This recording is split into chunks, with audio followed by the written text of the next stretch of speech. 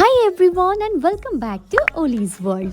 আজকে আমার রুমের এই কর্নারটাকে আমি রিপেন্ট করব। তোমরা আমার আগের ব্লগ দেখে থাকলে জানবে এটা আমি কিভাবে পেন্ট করেছিলাম নিজে নিজেই।